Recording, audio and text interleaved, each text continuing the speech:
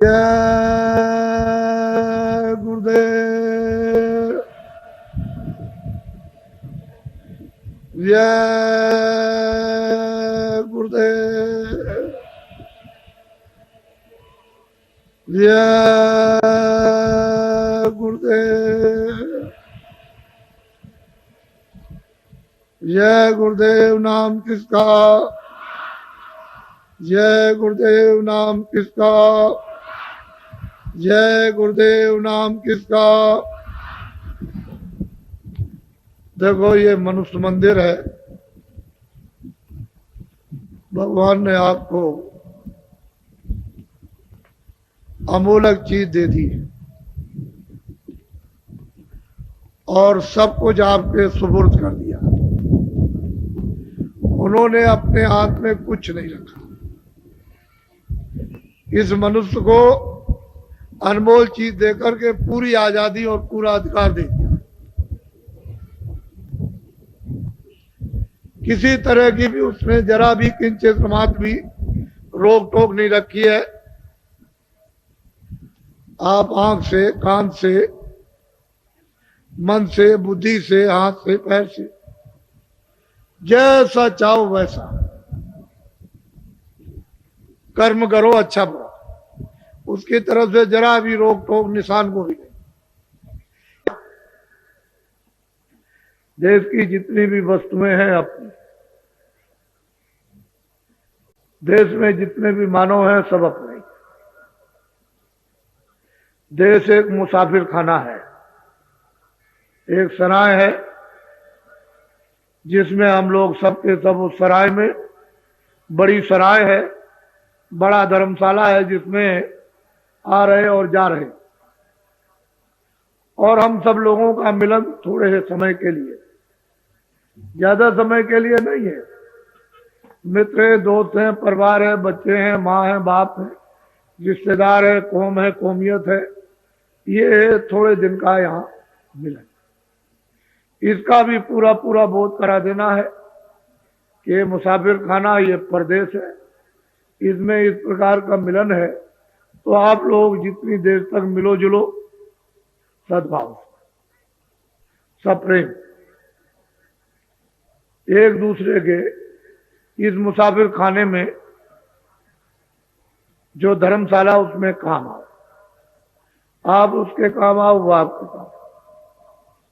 इससे परस्पर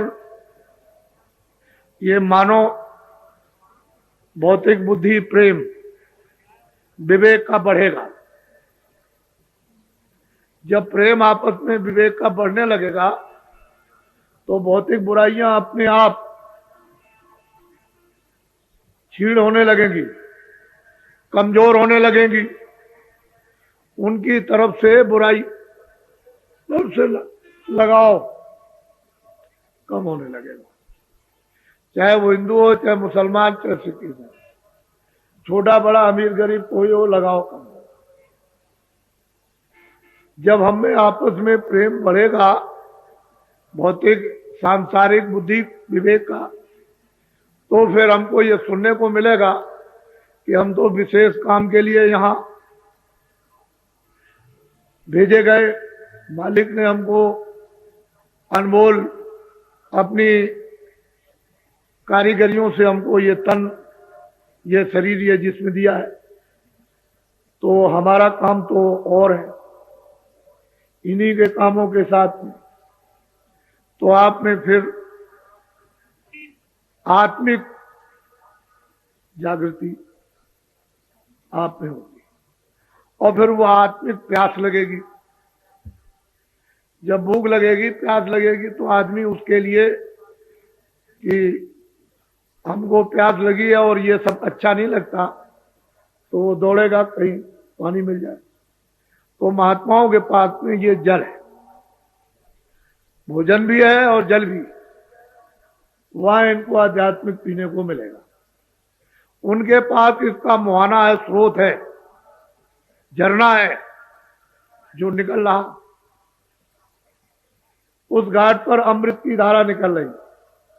पीने वाले पी सकते हैं, लेकिन आपको प्यास लगे तब मुंह बंद किए रहोगे, जबरदस्ती कोई मुंह में खोल करके अगर डालना चाहे पानी तो आप बंद कर लो, तो कैसे डालें? तो उसे प्यास के कारण मुंह खुल जाएगा। तो महापुरुष फिर शीतल, जैसे पपिया होता है, उसको जब प्यास लगती है तो इस पानी से उसकी प्यास नहीं जाएगी, वो घड़ों का घड़ों पी ले, लेकिन वो लेट जाता है पूर्णमासी के दिन और मुंह खोल लेता है कि मालिक मुझे बहुत प्यास लगी है, इस पानी से मेरी प्यास नहीं जाएगी। तो मालिक उसके प्रण को, उसकी तड़प को, उसकी प्यास को तो स्वाद की एक बूंद गिरा देता है, उसके मुंह में गिर जाती है, उससे वो जीवित रहता है। इसी तरह से महापुरुषों के पास जल है, भोजन है, वो आध्यात्मिक।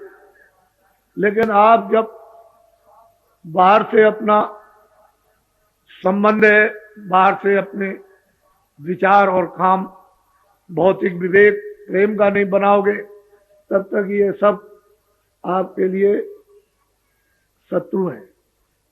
ये चोट मारते हैं, जैसे हथौड़ी की चोट मारी जाती है, ऐसे ही शब्दों की चोट तीखी तीखी मारते हैं। तो उससे मतलब यह है कि शरीर जो है व्याकुल हो जाता है, बेध जाता है और किसी के शब्द बर्दाश्त नहीं होते। लेकिन जब प्रेम हो जाएगा तो सब वही कड़वे शब्द जो मारेंगे जैसे फूल लग रहे हैं, आपके दिल दिमाग पर उसका कोई असर नहीं किसी तरह का। तो असल में चीज यह है कि ये जो प्रस्ताव पास हुए ये काम के लिए, आप दया आपके साथ शामिल है। वो जब आप चलोगे तो निमित्त मान बन जाओगे, दया काम करेंगे। काम आपका कम और मेहनत कम और काम ज्यादा दिखाई देगा। ऐसा मालूम होगा कि पहले ही से कोई काम कर गया, लेकिन तुम निमित्त मात्र तो बनो। तुम निमित्त मात्र बन के जब तो प्राप्त करो, और तुम निमित्त मात्र नहीं बनोगे तो ये बोध और अनुभव कैसे होगा कि आगे कोई काम कर गया। आपने काफले में देखा और लोगों ने, सबने कानों से सुना, बुद्धि से सोचा कि लोग बैठे हुए हैं, कहते हैं अरे भाई आपका काफला अब आज आ रहा कि कल निकल गया। कह लगे भाई वो तो अभी पीछे आ रहा, अभी तो नहीं निकला। कह लगे जो लाखों आदमी कल से निकल रहे झंडी लेकर के और जय गुरुदेव बोलते हुए, वो कौन लोग थे? हमने भाई वो तो काफला पीछे आ रहा। सब लोगों ने सुना काफला पीछे आ रहा। जब आपको यह अनुभव हो गया कि देश के भूत भी, प्रेत भी आपकी मदद कर सकते हैं, तो आप ये बात क्यों नहीं समझते हो कि दया हमारे साथ शामिल हो जाए, हम निमित्त मात्र बन जाए, काम करने वाले आगे काम कर देंगे। तुम समझोगे कि ये काम तो पहले ही से तैयार है। तो उसमें आपको ये राज नहीं मालूम। तो अभी जो तकलीफ आ रही है, ये 92 का वर्ष है। इसमें विश्व और भारत के लिए इसमें राजनीतिक तरह तरह के उथल पुथल, ये नहीं कि सारे मुल्क, सारे विश्व और भारत में, और सामाजिक जातियों का उथल पुथल, साथ ही साथ में धार्मिक, ये सब उथल पुथल होगा। और सारे विश्व में आर्थिक, ये मत समझो कि ये आर्थिक रुपए पैसे का उथल पुथल भारत में नहीं, सारे विश्व में, चाहे अमेरिका हो चाहे रसा हो। आपको तो जरा ज्ञान प्राप्त करना चाहिए। जो इतना कट्टर कम्युनिस्टवाद, जिसके लिए मैं कहता रहा कि भाई चीन भी खत्म हो जाएगा, पहले से चिल्ला रहा, तो ये मजाक समझते थे।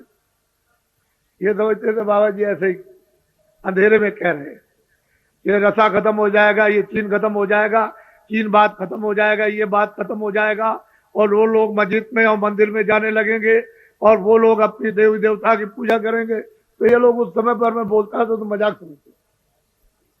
आप इसकी प्रेरणा लो, जो अभी 6 महीने के अंदर में रसा में कितना बड़ा परिवर्तन हुआ कि कल कुछ आज कुछ, और फिर उसके बाद कुछ, और उसके बाद कुछ, और बिल्कुल खत्म हो गया। तो क्या आप अपने यहाँ नहीं समझ सकते? उसको समझना चाहिए। दूसरे देश की मिसाल अपने यहाँ भी लेनी चाहिए।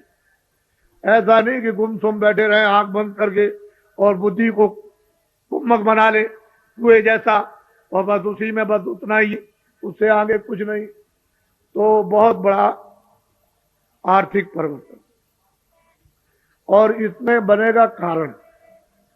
ये मेरी बात को अभी याद नोट कर लो कि 4 प्रकार के तो मुद्दे हैं: राजनीतिक उथल पुथल के, सामाजिक जातियों के उथल पुथल के, धार्मिक उथल पुथल, और रुपए पैसे का अर्थ का उथल पुथल। लेकिन इसमें शाखाएं अलग हैं, तो इसमें बनेगा कारण। ये 92 का साल चैत तक लगा रहेगा। अंग्रेजी महीने से तो खत्म हो जाएगा आपका दिसंबर में, जनवरी में खत्म हो जाएगा 1 जनवरी को। लेकिन ये 92 का वर्ष जो है वो चैत तक रहेगा। इसमें बनेंगे कारण। जब कारण बन जाएगा तो बच्चों कार्य, मैं इनको कोई कष्ट नहीं समझ, मेरी निगाह में तो ये कुछ तकलीफ तो आगे आने वाली। आप सब लोगों को तो ये प्रक्रिया पता नहीं कि कुदरत की, भगवान की क्या लीला। हम तो ईश्वरवादी हैं, विश्वास, मनुष्य हो मनुष्य बनो और अपने को दीनता स्थान पर बैठो, दीन होकर के। तो जब दीन बनोगे तो सब लोग आपको उठा लेंगे, गोद में उठा लेंगे, सब प्यार करेंगे, सेवा करेंगे। बच्चा नन्ना मुन्ना होता है तो उसको किसी भी जात का हो, उससे क्या किसी जानवर का हो, छोटा बच्चा के सब उससे प्यार करते, क्योंकि उसमें कोई राग द्वेष तो है नहीं है, तो सब लोग उसको प्यार करते हैं, उसको खिलाते भी है। तो जब तुम छोटे बन जाओगे बच्चे की तरह से, तो सब तुमको प्यार करेंगे, तुमको खिलाएंगे। तो तुमको छोटा बनना चाहिए। छोटे बन जाए तो फिर मतलब यह है कि बड़े, छोटे और बड़े बने तो बड़े से क्या होता? बड़े से होता क्या? एक चिड़ी मार चिड़िया पकड़ने वाला, वो चिड़िया पकड़ के बाजार में ले जा करके बेचता था। छोटी छोटी चिड़ियाएं पकड़ता था, बड़ी कोई नहीं पकड़ता था। बस एक पिंजरे में बड़े में ले गया और 2 आने की, 4 आने की, 2 आने की, 4 आने की, वो सब लोग आए और चिड़िया खरीद करके ले गए। तो एक बहुत चिड़ी मार, उसने कहा, अरे भाई तुम क्या देखते हो? कह लगे, भाई मैं देख रहा हूं, मुझे कोई मजूरी नहीं मिल रही है, तुम देखते नहीं हो? ये चिड़िया ले आता है और बस आकर के यहाँ फटाफट 2-3 घंटे में बेच के चला जाता है, तुम भी चिड़िया पकड़ के ले आओ। तो बेचारा उसके कहने से गया, जंगल में इधर उधर देखता रहा, तो उसको देख करके चिड़िया उड़ गई, उस पेड़ से और दूर चली गई। तो एक तालाब में एक केकड़ा था, ऐसे बैठा हुआ था इस तरह से। तो उसने सोचा कि ये बहुत बड़ा भी है और मतलब यह है कि इसका दाम बहुत लगेगा। वो जितना चिड़िया सब बेची जाती है, जिनका दाम उतने ज्यादा इसी का दाम लग जाएगा। तो किसी तरह से उस केकड़ को पकड़ लिया, उसको पकड़ लिया और बाजार में ले गया, उसको बैठा दिया। अब वो केकड़ा ऐसे करके बाजार में बैठा हुआ और छोटी छोटी चिड़िया सब लोगों ने 2 आने 4 आने की खरीद के चले गए और बेचने वाले भी चले गए। वो शाम तक अंधेरे तक ऐसा बैठा रहा। तो कह ले, भाई तुम कौन हो? कह लगे, अरे भाई मैं तो आया था कि ये बड़ा है, एक ही पैसा दे देगा, तो मैं इसको ले आया पकड़ के। इसका तो एक भी नया पैसा नहीं लगा। इसके बड़े बनने से क्या हुआ? छोटी छोटी चिड़िया यानी बिक गई, और ये इतना बड़ा है और ऐसा मूर्ख और बेवकूफ, इसका कोई भी दाम नहीं लगा। तो जब बड़े बन जाओगे तो आपका कोई मूल्य नहीं। छोटे पर परमार्थ में, मानवता में, मनुष्यता में तो छोटा बनना ही चाहिए।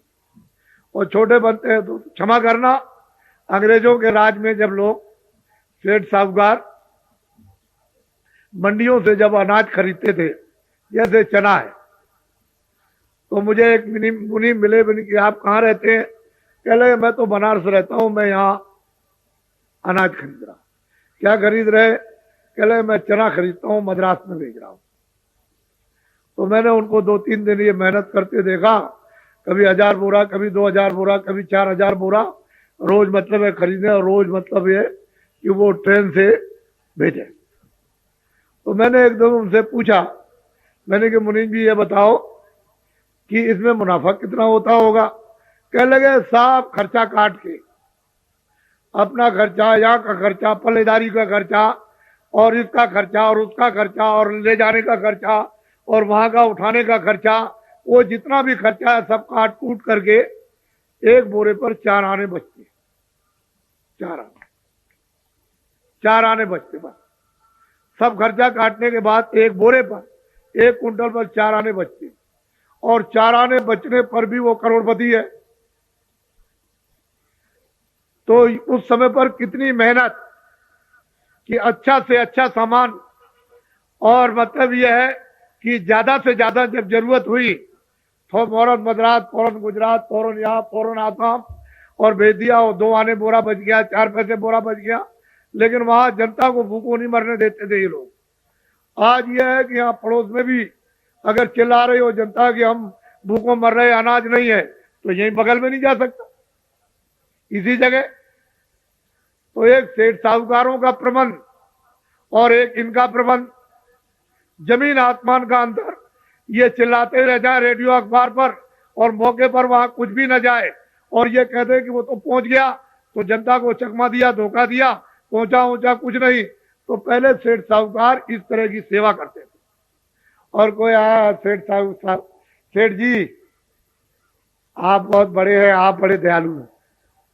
यहाँ ये सब गायें जो चरती हैं जंगल में, यहाँ कहीं भी पानी पात में नहीं है, तो हमारी प्रार्थना है कि एक बावली बनवा दीजिए। उनका चिट्ठी, चलो मुनीम जी एक बावली खुदवा दो, वहां जानवर प्यासों मरते। कहीं कुआ है, जरूरत पड़ गई, आदमी कुआ बनवा दो। कह लगे बहुत आदमी आते जाते हैं सेठ जी, एक धर्मशाला बनवा दे। क्या चलो, तो वो अपने उस मेहनत से के उस कमाई में से पुण्य भी करते रहते थे। आज अगर कोई बना दे तो पैसे कहां से ले आए, तो वो भी एक काम नहीं कर सकता। तो धर्म में भी चोरी और धर्म में भी झूठ, और धर्मशाला बनवाने में, बावली बनवाने में भी धोखा और बेईमानी। तो ये बताइए कि अच्छे आदमी किधर रह गए। एक युग जमाना ये था, अच्छी कमाई थी, सब लोग शुद्ध पवित्र रहते थे, भगवान का चिंतन। अब तो सब गड़बड़ हो गया, अब तो उसकी दिशा ही दूसरी है, और वो आपको पकड़नी पड़ेगी थोड़े दिन के बाद।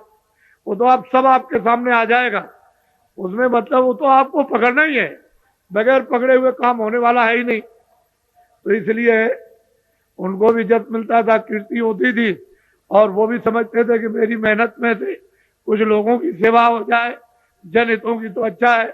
आजकल कुछ नहीं, आजकल तो सीधा दिल्ली और भोपाल दे आइए, पूरी कमाई में से तो रख लेंगे वो, और कहेंगे जो भी कमाओ ले आओ यहाँ गई। तो बेचारा क्या करेगा, इसी काम के लिए सच्चा समझता है कि ये कारखाने दुकानें सब बंद कर दी जाए तो अच्छा रहेगा।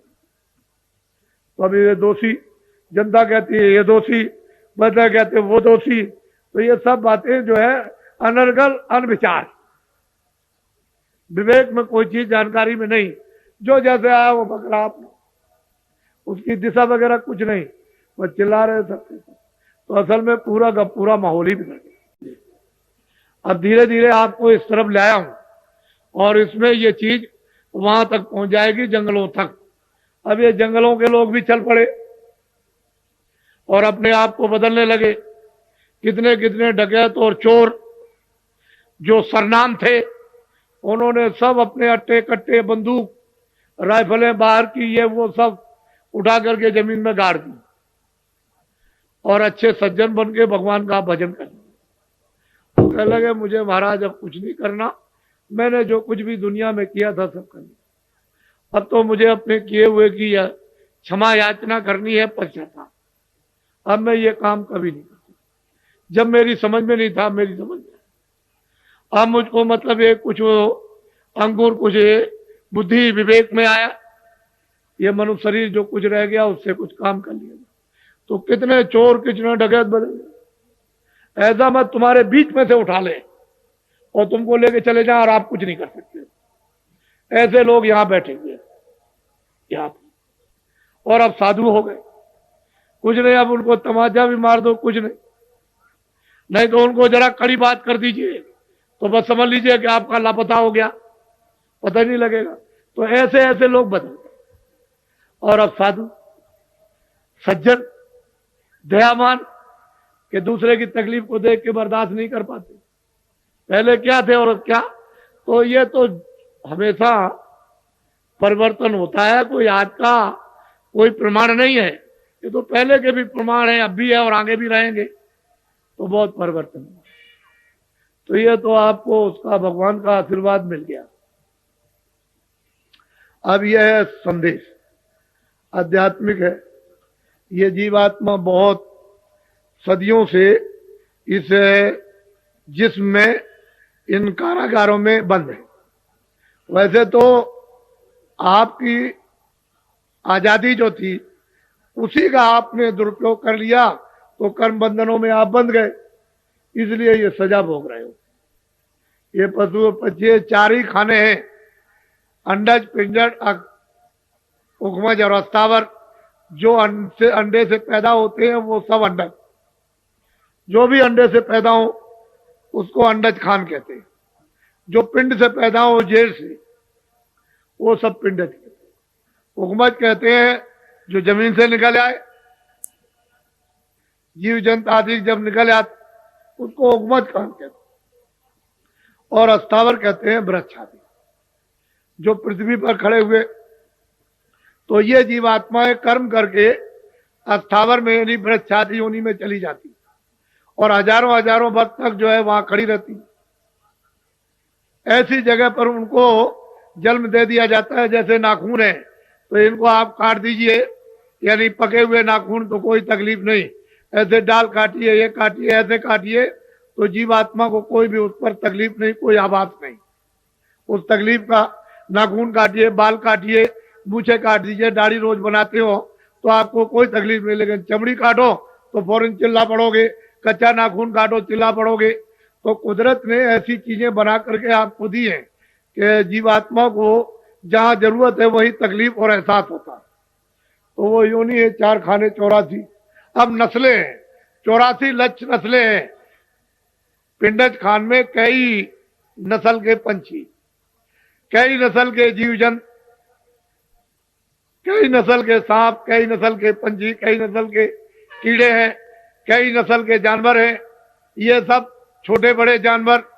तो ये अलग अलग कई नस्ल के पेड़ हैं, कई नस्ल के उपज जीव हैं। तो उसमें 84 लक्ष्य, ये 4 खाने। तो इसमें जीवात्मा विचारी बंद, अपने कर्मानुसार सजा दे दी गई, भोग रही। आपको कोई अधिकार नहीं है कि भगवान ने उसको सजा दी है तो आप उस पर जुल्म करो। तो किसी जीव जंतु को आप अपनी समझ से उसको काटो मत, पशु हो, पंछी हो, कोई भी हो, आपको काटने का जिसको जिसने बनाया वही उसका जिम्मेदार है। वो बना भी सकता है, बिगाड़ भी सकता है। तो बनाएगा और बिगाड़ेगा, आपको अधिकार नहीं है। क्यों कि आपको बिगाड़ करके फिर उसमें भेज देगा, सजा दे दे, तो फिर कितनी पीड़ा, कितना दर्द होगा। और नरक है अलग, वो दिव्य नेत्र ज्ञान चक्षु से देखने को मिलते हैं। लाखों लाखों मीलों की लगियां होती हैं, यानी बांस जैसी लगियां। तो उन पर बड़े बड़े नुकीले ऐसे खोज करके और ऐसे जलाते रहते हैं और वो तड़पते रहते हैं उसको करोड़ों करोड़ों वर्षों तक। एक दो नहीं, कितने जलाने वाले लगे हुए, वो जलाते रहते हो, चिल्लाते हैं, वहां कोई नहीं जाता, कोई है ही नहीं। कौन सुनेगा उनकी तकलीफ को। तो जो किया है तो भुगतने जिया, और तूने गुरु पूरा ढूंढ न किया। अगर गुरु को पूरा ढूंढता तो इस जिल्लत से, मुसीबत से, इस आफत से और इस पीड़ा से बच जाता। तूने तो किया नहीं, तो इसमें लगा रहा। तो और एक नरक नहीं, अनेक नरक। जलाने वाले अलग, दूसरे नाम के सड़ाने वाले अलग, तीसरे नाम के काटने वाले अलग, ये अलग अलग हैं, ये अनेकों नरक। उसने इनकी सजाओं के लिए सब स्थान बना रखे और वहां उनको डाल दिया। रोते चीखते चिल्लाते कौन से। तो इसलिए ये मनुष्य शरीर जरा सी गलती पर अगर निकल गया तो बस फिर उसमें देर क्या लगती है, और उधर में बंद कर देगा तो आपके बस की बात होगी। आपके कोई बस की बात नहीं। कोई जब बाहर के लोग नहीं कुछ कर सकते हैं तो अंदर से पकड़ के ले जाती। बाहर की आंख और कान और ये वो एक दूसरे का कोई देख नहीं सकता, अंदरी से अंदर ले आए, अंदर से निकालेंगे और उधर निकाल करके उसमें अंदरी से डाल दी, उस शरीर में बंद कर दिया बस। तो ये अवगत यानी अधोगत, ये जीव को बेचारे को मानव शरीर पा करके फिर मिल गई, और मनुष्य शरीर जो आपको मिला वो अमोलक। तो मनुष्य रूपी ये दोनों आंखों के मध्य भाग में जीवात्मा ऊंचे शिखर पर बैठी है। तो आशा तहां बासा, जल की आशा वाले जल में बासा। भाई आशा के मुताबिक तो बासा होगा, तो जल पृथ्वी की आशा वाले पृथ्वी में बासा। जो जहां आशा बांधेगा इस जड़ में वही तो उसको जन्म होगा। आपने देखा होगा पत्थर की चट्टान है और उसके अंदर एक कीड़ा, एक लंबा सा 1 फुट का 6 इंची का सामने दिखाई देता है बिल्कुल, और वो जिंदा है। अपने मतलब है कि पैरों को भी चलाता दिखाई देता है, और मतलब ये बैठा हुआ है, अपना मुंह भी उठाता। लेकिन आपने कभी ये सोचा है कि इसको हवा पानी खाना कहां से मिलता? उसकी आशा इतनी तीव्र जड़ में कि देखिए उसको जड़ में जन्म दे दिया, और उस पत्थर के अंदर उसकी परवरिश हो रही है। तो कहते हैं अजगर करे न चाकरी, पंछी करे न काम, दास मलूका कह गए सबके दाता राम। तो आप अपने में विश्वास क्यों नहीं करते हो कि जो उसने प्रारब्ध हमारे लिए बनाई वो तो हमको सब मिलेगा। अब कुछ कर्म कर लो, कुछ भगवान का भजन कर लो। तुम इसके लिए रात और दिन लगे पड़े हुए हो, न तुम समझते हो अच्छा न बुरा, इसमें लगे हो। तो ये कुकर्म जो हो रहा तो फिर मनुष्य शरीर मिलेगा। तो ये जहां आता था आप समझते नहीं हो, आपको मालूम ही नहीं। लेकिन ये जीवात्मा जो दोनों आंखों के बीच बैठी हुई है और अंधकार में अगर तो यहाँ जगा लो, इसकी आंख खोल लो, कान खोल लो, तो इसमें चेतनता ना आ जाए वापिस। और ये चेतन जब जगे तो उस चेतन को प्राप्त कर ले जो भंडार है, तो ये यहां से निकल जाए। फिर जन्म मरण में क्यों आएगी, क्यों सजा भोगेगी? वो तो ज्ञान रूपी अग्नि में ये सब, वो तो जल है, उसमें सब सफल हो जाएगी। और सच्चे अनुभवी महात्मा मिल जाए तो फिर ये हमारा जो जीवन बचा हुआ था, असली चीज ये है कि ऊपर जाने पाप तो ये सब कुछ नहीं। मैंने बताया था कि मन है, बुद्धि है, चित्त है, काम है, क्रोध है, लोभ है, 10 इंद्रियां है, इनकी अलग अलग डोर है। आंख की अलग डोर, कान की अलग है, नाक की अलग है, सबके अलग अलग इंद्रिया देते हैं। आप क्या जा सकते, बड़े बड़े जगह में तब करने वाले और लोगा भाग है। इसको महापुरुषों से माया भी करती है, काल भी करते हैं, और मतलब देवी देवता भी करते हैं। और महापुरुष न मिले तो आपको इस चक्कर में डाल। तो आपको जब किसी को मालूम ही नहीं है कि डोरी किसके हाथ में है, तो वो भंडार है, उसको उसमें पहुंचना है।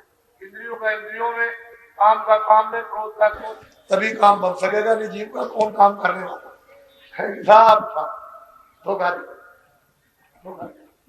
तो ये सब अंदर में जब दिव्य नेत्र ज्ञान चक्षु जब खुलता है और कान खुल जाते हैं और अंधेरा चला जाता है, प्रकाश इस सूरज से, चंद्रमा से, तारों से बहुत ज्यादा सामने जब प्रकट होता है, वो सब एक ही घटना में इतना चिल्लाया जाता कि वो दर्द फैल।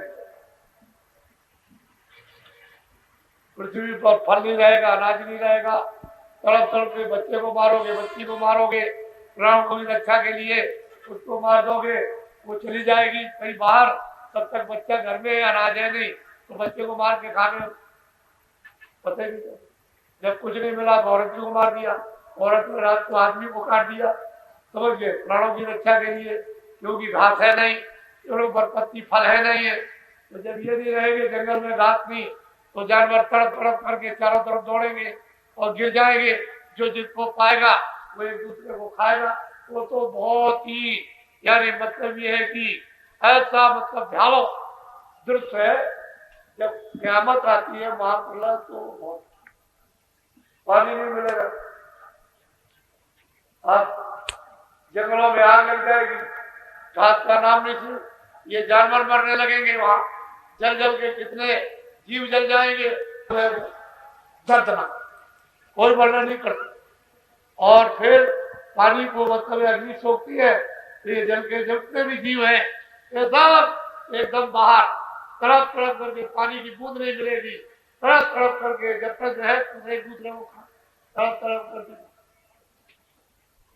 इसी अग्नि को वायु सोख लेती और वायु को न यहाँ मंदिर न मस्जिद न ये पृथ्वी न वायु न कोई गीता न रामायण न उसी आकाश जब इतने वायु को खींच लिया तो आकाश में सब और आकाश और इस सबको माया करते हुए तो स्वर्ग और वैकुंठ जितने भी 14 भवन 14 लोक और 14 करोड़ ये सब ब्रह्मा महादेव जितने भी देवी देवता ये 9 करोड़ दुर्गा 10 करोड़ शंभु और 33 करोड़ ये सब के सब पूरे के पूरे सिमट जाते हैं महाराज। और उसे आद्या शक्ति को निरंजन भगवान ने सुनी और निरंजन भगवान को और इनको सब ऊपर माया बैठी वो सबको समेटती है। जितने भी वहां के लोग सूक्ष्म है वो सबको समेट फिर इनको सबको समेटते ये सब समझ लेते जितने आने को लोग उसके बाद सरकार सबको समेट लेते कुछ नहीं। जितने जो जहां निरंजन भगवान ने उसी की आवाज पर तो ये सब रचना टिकी हुई है। तो धीरे से बंद कर लिया, क्षणों में कुछ नहीं। जब सूरज को जब खींचा है तो जरा सा ऐसे खींचा वो शरीर निर्जीव होगा। उसी सूरज के ही उस शक्ति और उसके ही प्रकाश से टिका हुआ और जरा सा खींच के अलग किया ऐसे ही वो बंद करता है जब आवाज को। तो यहाँ किस पर टिकेंगे, कोई चीज टिकने वाली है ही नहीं। हर पलक के मारते ऐसे ऊपर का वो फिर मतलब है कि माया वो प्रकृति बंद करेगी, आद्या महाशक्ति निरंजन बंद कर लेंगे, माया बंद करेगी, फिर वो ब्रह्म बंद करेंगे आवाज, ऐसे बंद कर लेते हुए खेल। ये सारी रचना सब नाम आवाज और बाज पूरा का पूरा ये सब उसी पर और उसी आवाज पर हम उतरे और दोनों आंखों के पीछे बैठा दिया तो आवाज तो छन के आ रही है। अगर बिल्कुल ही आवाज बंद हो जाए तो एक सेकंड एक क्षण में इस शरीर के अंदर जीवात्मा नहीं रह सकती है। तो आवाज का ठंडक का सहारा और जब आंख कान खुल जाते हैं तो प्रकट हो जाती है। उसी को कहते हैं नाम जी जब जागे जोगी। उसे नाम को जगाकर जब जीवात्माएं उससे संबंध कर लेती है, जुड़ जाती है, पकड़ लेती है योग पथ प्राप्त निकल जाती है। तो आपको तो ये बात कुछ इसलिए आप लोग हमारी सनातन अनाथ काल की ये आत्मिक विद्या दौलत संपत्ति है और भारत में हमेशा यहाँ इसके पूरे जानने वाले महापुरुष पूरे हमेशा एक जाएगा दूसरा तैयार, दूसरा जाएगा वो बहुत फिर तैयार, तीसरा जा रहा है। इसीलिए बराबर ये कहा गया है कि महापुरुष को भी खोज करो, आगे आने वाली पीढ़ी को भी खोजना, उसके आगे पीढ़ी आएगी उसको भी खोजना, उसके आगे पीढ़ी आएगी उसको भी खोजना। इससे ये पता चलता है कि वो यहाँ हमेशा इस मनुष्य तन में, लेकिन उनको कोई जान पहचान नहीं पाता, समझ नहीं पाता, परख नहीं पाता। और वो किसी के ऊपर दया कर दे तो दया तो हो रही है कि चलो जल्दी से अपने घर, ये परदेश है, यहाँ घर स्वर्ग भी अपना घर नहीं है। ब्रह्मा ने, मीराबाई ने, रैदास जी ने, कबीरदास ने, तमाम महात्मा आए, तुकाराम आए, करमदास जी आए, तमाम महात्माओं ने कलयुग में इन जीवात्माओं को मनुष्य रूपी इस मंदिर से जगह करके पहुंचाया वहां, और आते और जाते रहे। जब पूरा समय उनका यहाँ का समाप्त हुआ और कितने पहुंचे।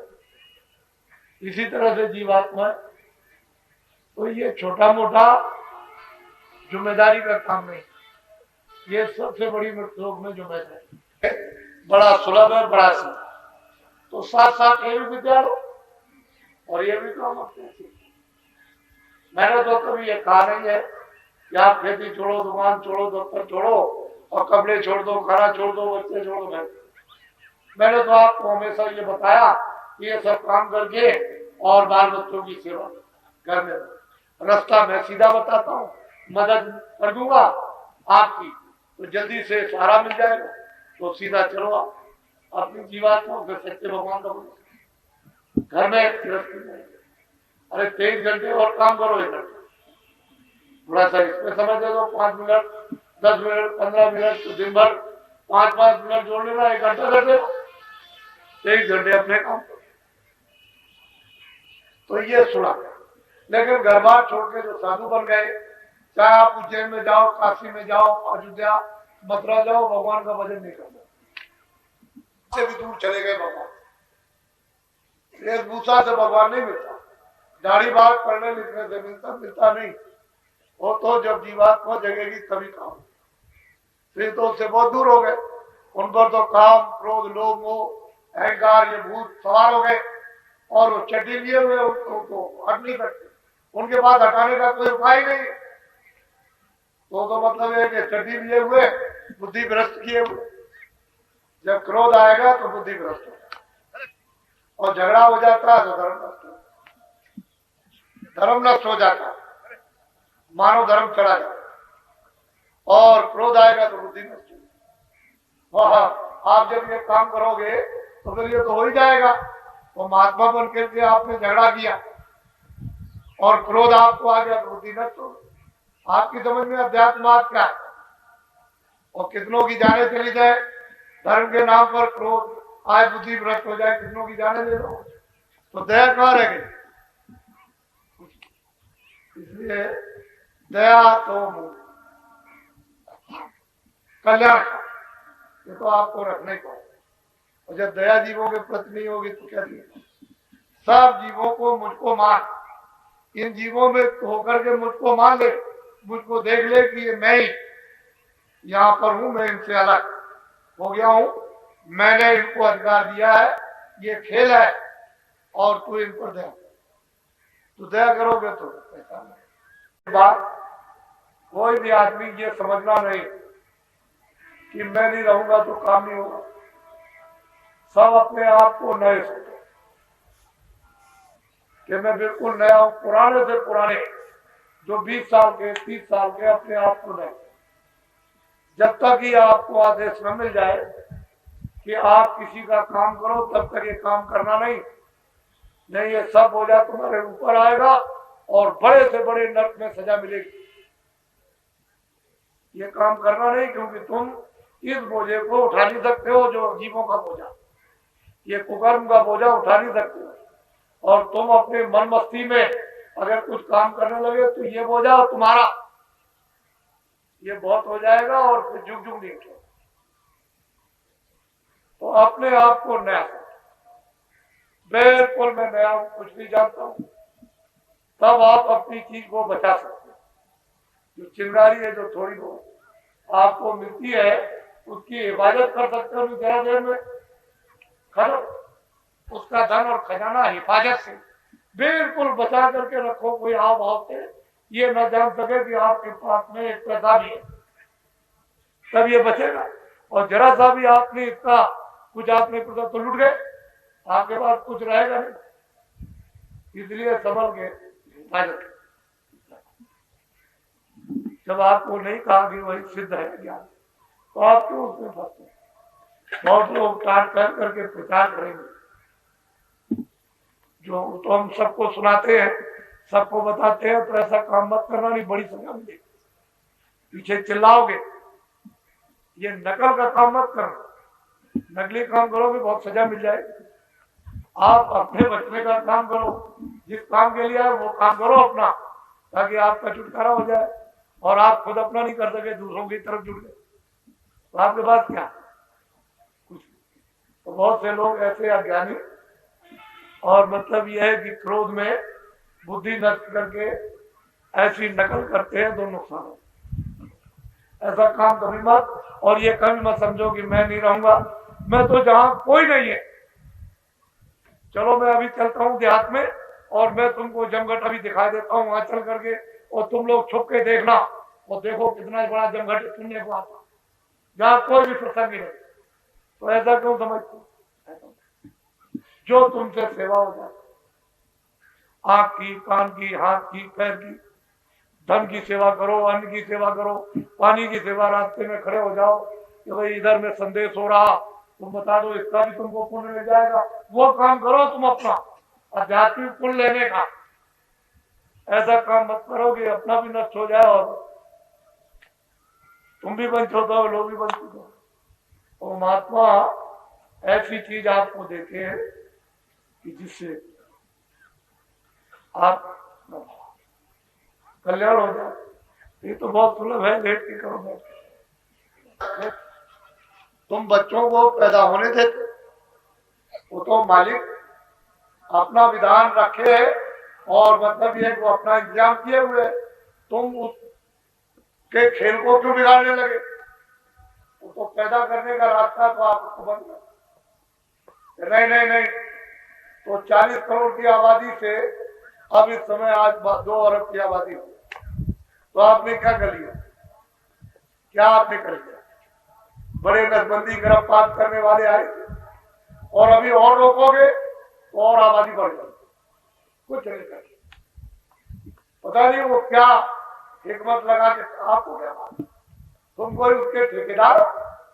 अरे जो ठेका दिया गया उसको तो किया नहीं और उस रास्ते को बिगाड़ने लगे कि हम तुमको दुनिया में नहीं रहने देंगे और तू कहा हम तुमको निकाल देंगे। ऐसा ठेका लेने लगे, जो काम दिया था, जितनी प्रतिज्ञा वो तो किया। इसलिए अब उस काम को नसबंदी गिरफ्तार को नहीं करता, इसको ध्यान में जो किया है। एक बात देवियों, जब महीने में मासिक होता है तो आप लोग 5 दिन तक कभी स्नान मत करो, हाथ पैर धो और कपड़े 10 बार बदलो, लेकिन स्नान मत करना, शरीर पर पानी मत। जब तुम पानी डालोगी तो खून खराब हो जाएगा, अच्छे खून मिलेगा। अब कुछ नहीं है, नल खुल गया और बस आप बैठ गए 5 दिन तक रोज ना, वो सब बीमारी वही रुक करके और फैल गई। अब वो निकाले नहीं निकलती है। तो ये आप घर में बच्चियों को सबको बताओ, जिसका जो, और आप इनको छुओ मत, दूर रहो। खाना पीना भोजन इत्यादि नहीं छुआ, इससे भी बहुत भयंकर बीमारियां आ जाती हैं, तो अलग रहो। और जब नहा लो उसके बाद में, तो ये महात्मा बताया करते थे, ये महात्मा का काम नहीं था, ये तो पंडित जो आपके घर में वो बताया करते थे, और पंडितों ने बता रखा था माताओं को, वो माताएं घर में बताती, तो आपने ऐसी नई सभ्यता और ऐसा नया चरण आया मतलब विचारों का कि ये सब खत्म कर दिया और लोग ही। अब ये बातें कोई बता नहीं, जो आपको हम बता, ये तो आपकी बात थी, इसको पहले ही बता गए, लेकिन सब रोगी। इसलिए ये तो करो मत, जो किया तो कर, वो तो आपको दंड मिल ही जाएगा।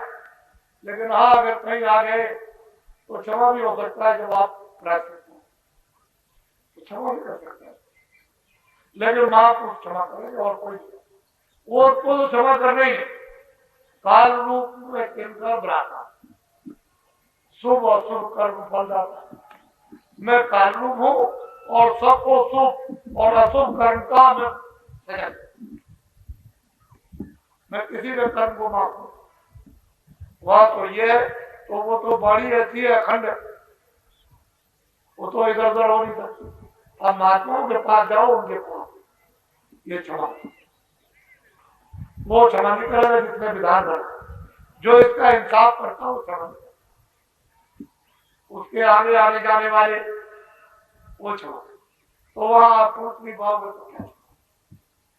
ये सब चीजें आपकी जरूरत की थी, उसको समझ लेना चाहिए। तो पहले ही आपने नहीं समझा और आप एक तो ये हो गया, तो एक दो चीजों में फंसे, तमाम चीजों में फंसे या छोटे बड़े रहने सबको सब पसंद। और ये अमूलक चीज जो और जीवात्मा को कोई शिष्य बना नहीं सकता, ये उसका इसमें रूप है। तो अपने आप को शिष्य सब बने, क्योंकि मालिक के रूप को, मालिक की चेतनता को कोई मतलब शिष्य नहीं बना सकता। वो जो शिष्य बनने की बात है वो हो गया। जब तक अपने को बोध नहीं होता है, काम है, क्रोध है, लोभ है, मोह है, इनको दूर करने के लिए तो आप शिष्य। लेकिन जब ये आत्मा जाग गई तो नई गुरु और नई चेला, सब में बोले एक अकेला, वहां न गुरु है न चेला। ये विकार है, तभी तक अपने को समझते हो मैं शिष्य हूं और आप अपने को समझते हो गुरु। और विकार दूर हो गए, वो तो समझते ही नहीं आपको शिष्य, वो तो अपने आप को समझता है। तो मालिक के रूप को शिष्य न गुरु बना सकता, वो तो मददगार है, सेवादार है। और वहां तक पहुंचा देगा, वो खुद पूछेगा कौन लाया, तो वो खुद चिल्लाएगा कि बलिहारी उन गुरु की जो गोविंद जी होता। ये सब श्रेय और सब कुछ ये उनका है जिन्होंने आपके पास। तो मैं तो मृतलोक में उनको सबसे बड़ा वो कहता है, उन्होंने कुछ नहीं कहा, वो तो कहते हैं हम तो इस सेवक। तो मालिक के उस रूप को शिष्य नहीं बना सकता। ये बड़ा गहन विषय है। और अगर शिष्य बना लिया और गुरु बन गया तो सीधा नरक को दरवाजा को। अंधा गुरु और बैराग केला वो हो नरक में ठेला ठेला। तो आप विद्या आपको उस तरफ तो आप इसको प्राप्त करो, जो सरलता से आसानी से मिले उसको ले दो। अरे घर में गंगा बहे आपके गांव के किनारे, तो सबको उस ब्रह्म गंगा में अपनी आत्मा को अपना करना चाहिए। और नहीं करते हो तो फिर वो समय निकल जाएगा, वो तो मतलब में बहती हुई निकल गई और फिर सूख गई। तो आप क्या समझते, ये भागीरथी थे वही ब्रह्म गंगा जाएगा। ब्रह्मलोक से उसकी धारा, आसमानी आवाज, उन लोगों में बड़े बड़े दरिया बहते।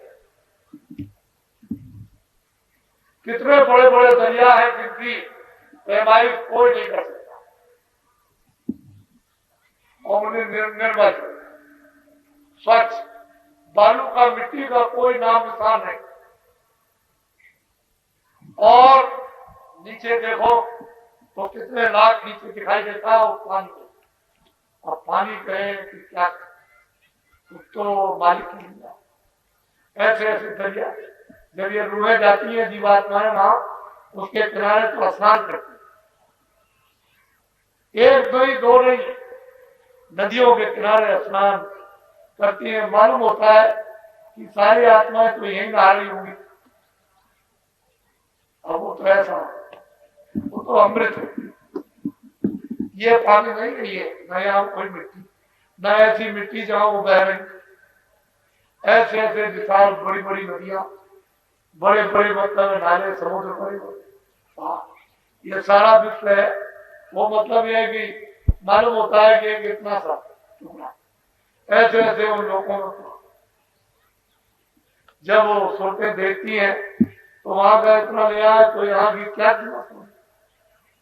ऐसे आपके लिए उसने आराम, आनंद उन लोगों में रचना, ये सब मतलब ये कर रखी है। सब कुछ आप यहाँ गलीज में पड़े हुए होते। ये तुलसीदास जी ने जो लिखा है वहां त्रिवेणी में, यहाँ त्रिवेणी नहीं है तो त्रिवेणी की नदी बड़ी, ये त्रिवेणी वहां क्या, ये तो बालू मिट्टी की त्रिवेणी है, वहां तो मिट्टी नाम में था, वहां स्नान। प्रकृत पार प्रभुर्वासी ब्रह्म निलय विरज अविनाशी काम होकर कारण। कहते हैं सबका सृजनहार तो है, लेकिन रास्ता है। नाम को आवाज को पकड़ो तो पकड़ के चल चलोगे। उसने पौड़ी बना रखी है सीढ़ी, तो चढ़ चलो सीढ़ी पर, महापुरुष धीरे से चला अपने आप तो चढ़ के जाने को। मुसलमान सिख ईसाई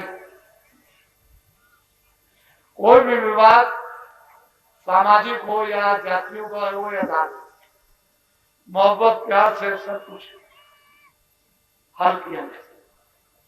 मोहब्बत प्यार में इतनी शक्ति और ताकत है कि किसी के भी दिल दिमाग को जीती। मोहब्बत प्यार में मुसलमान की लड़की हिंदू के साथ, हिंदू की लड़की को साथ, और माँ बाप समाज के लोग कुछ। मोहब्बत प्यार में मकान ले लो, जमीन ले लो।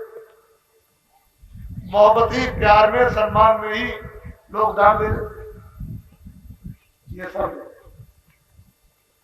और मोहब्बत और प्यारी में लोग सब घर बार छोड़ देते। तो मोहब्बत और प्यार बहुत बड़ी चीज, और वो हम सब लोगों में आप मंदिर ले जाओ, घर ले जाओ, ये ले जाओ, और मोहब्बत प्यार नहीं है, मान सम्मान नहीं, तो मतलब यह है कि कोई चीज नहीं मिले तो वहां झगड़ा हो जाएगा, कत्लेआम। तो अपने लोगों को इस धर्मनिरपेक्ष और प्रजातंत्र में कत्लेआम से, ये राजनेता अपने अपने स्वार्थ के लिए दिल्ली की और प्रांतों की गद्दी के लिए हिंदू मुसलमानों का, सिखों ईसाइयों का कत्लेआम कर। जब देखेंगे तो एक दूसरे मुल्क को कत्लेआम करा, अपने लाभ के लिए करोड़ों मर जाए अभी, बस कहेंगे कि हमको बड़ा अफसोस है, करोड़ों चले जाए एक ही झटके में, कहेंगे हमको बड़ा अफसोस, 2 करोड़ मर जाए कुछ अपने स्वास्थ्य। आप लोग इनसे बचो। घर में रोटी बनाते हो और रोटी को न पलटी जाए, उस गर्म तवे पर रोटी बना के डाल दिया जाए, न पलटा जाए तो क्या हो जाए? क्या हो जाए? जोर से बोलो। तो ये तो आप समझते हो कि जल जाएगी, और कुत्ते को बुलाओ, चुकारो और रोटी डाल दो तो सूख करके चले। लड़के को अगर दे रहे तो ऐसा कर, जली रोटी किसके काम आई? रोटी भी गई, लड़ी भी गई, और मेहनत भी। आपने सब बना, क्योंकि विचार ही केवल इतना ही तो आपको करना था कि तवे में डाल के पलट दे, तो आटा भी चला गया, मेहनत भी चली गई, और रोटी किसी का काम नहीं। तो फिर पलट दो और तुरंत फिर पलट, और फिर पलट के उठा के चिमटे से जरा सा आग पर गर्म, उसकी गर्मी से पक जाएगी और उसमें मिठास आएगा, और सब लोग उसको खाएंगे। बहुत दारू और शराब का नशा ऐसा नशा देश में है, जितनी भी छोटी और बड़ी से बड़ी बुराइयां, ये सब इस दारू के नशे से आए। अगर एक नशे का देश में त्याग हो तो 90% बुराइयों का नशा चल, और करके देख लीजिए आप। बाकी जो 10% रह जाए वो तो अपने से ठीक कर लो। तो आप जो कमजोरी जाहिर करते हुए जाए, इससे आमदनी होती है, तो बुराई से आमदनी करके और फिर इसकी भलाई कर सकोगे। ये तो जब आप चोरी और डकैती का धन इन पर खर्च करोगे तो इनका भी असली करा जाए, वो भी हाथ से निकल जाए। तो ऐसा बस बोलो जय गुरुदेव। जय गुरुदेव नाम किसका, जय गुरुदेव नाम किसका।